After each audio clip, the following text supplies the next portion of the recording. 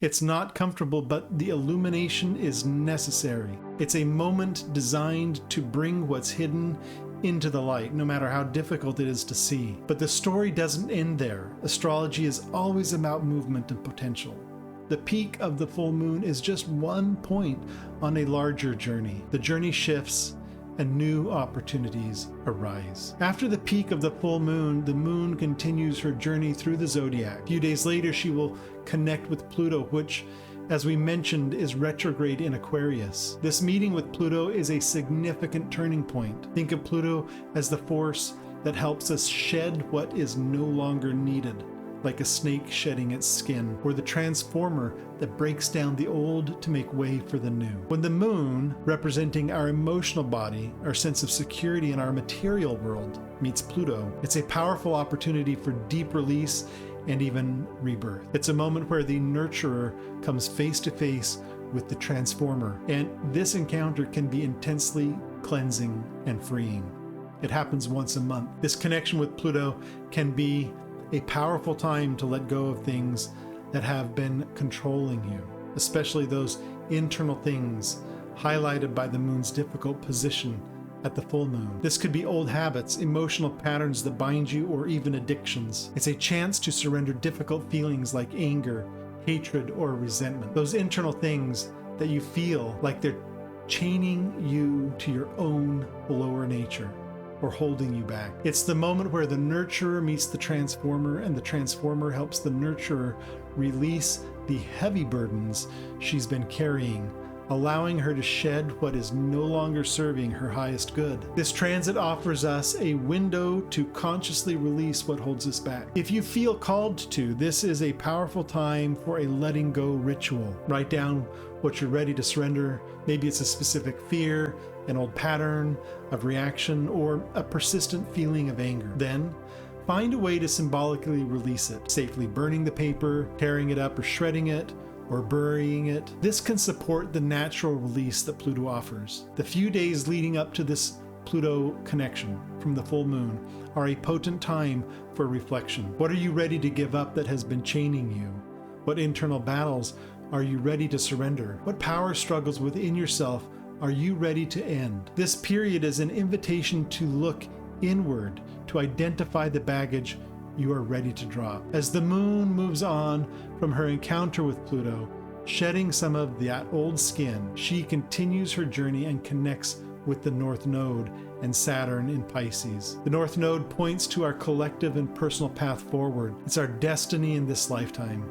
It's like a compass showing us the direction of growth, the lessons we are here to learn and integrate. Saturn brings structure and discipline, responsibility, and helps us build reality in a grounded way. He is the builder, the one who makes things real and solid, giving form to our intentions. With the North Node, the head of the dragon, in Pisces, there's a strong ongoing theme around compassion. Pisces is the sign of empathy, intuition, universal connection, dissolving boundaries, and seeing the interconnectedness of all things. It represents the seeker, searching for universal understanding and connection. The North Node here suggests that our growth, individually and collectively, lies in embracing and prioritizing compassion. This theme isn't going to go away anytime soon. It's a longer cycle that will be active as long as the North Node, the head of the dragon, is in Pisces.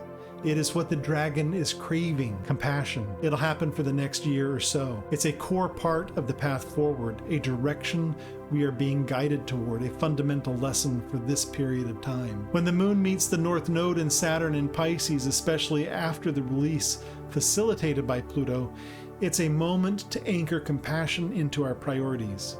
It's about bringing this gentle understanding and unifying energy into the material world and emotional landscape. It's like after shedding the heavy cloak of old patterns and difficult emotions, we are invited to wrap ourselves and others in the energy of compassion. This is the agenda, the path forward, especially for the energies connected to the moon, our daily lives, our feelings, our sense of security. It's about intentionally choosing compassion as a guiding force, building a foundation for it in our reality, Saturn. It's the nurturer aligning with the seeker and the builder to create a new way of being. a way that is more connected, more understanding, and more supportive. This transit helps solidify compassion as a practical reality, not just an abstract idea. Adding another layer of support during this period as we see Venus in Aries forming a harmonious trine with Mars in Leo. A trine is an easy flow of energy, like a current helping you move downstream. It's a supportive connection where these two planets work well together. Venus is the planet of harmony, peace, values, and what we desire. Venus is the lover, seeking connection and beauty. She is justice. Mars is action, energy, and will.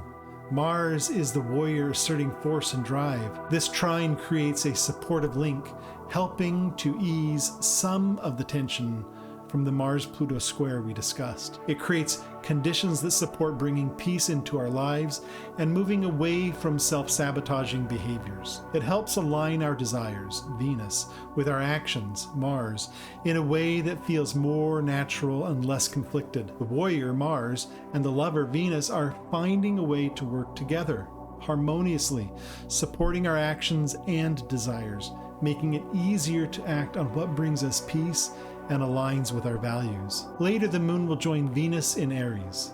This conjunction is a positive time for connecting with our values, finding harmony in action, and perhaps taking steps towards things that bring us peace and beauty. It's a moment where our emotional needs, moon, can align easily with our desires and values, Venus. This supportive flow helps us integrate the lessons of release and compassion into our active lives. It's the nurturer joining forces with the lover to bring more beauty and peace into our daily experience, making it easier to embody the changes initiated by the full moon and subsequent transits. This is a period where intentional action towards harmony is supported by the astrological energies. So how do you find where these powerful energies are playing out for you personally? While I can't look at your specific chart here, you can always look at your own birth chart using whole sign houses.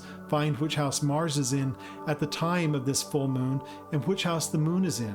These will be in opposite houses by whole sign. The house Mars occupies can show you what area of life might feel challenged, where those internal desires or external pressures are most active, and what you might be called to surrender. It points to the area where conflict or intense energy is concentrated, where the warrior is most active, demanding attention and action. The house the moon occupies shows you where you are seeking harmony and balance, where your emotional needs are centered during this time, and where the opportunity for release and renewal is focused. It's where the nurturer needs care and attention, and where you can most effectively integrate the energy of compassion after releasing what holds you back. By understanding these houses, you get a personal map for navigating this intense period, identifying what needs to be let go of in the area, Mars's house, to bring peace and balance to another, the moon's house. It's about finding the specific context for this energy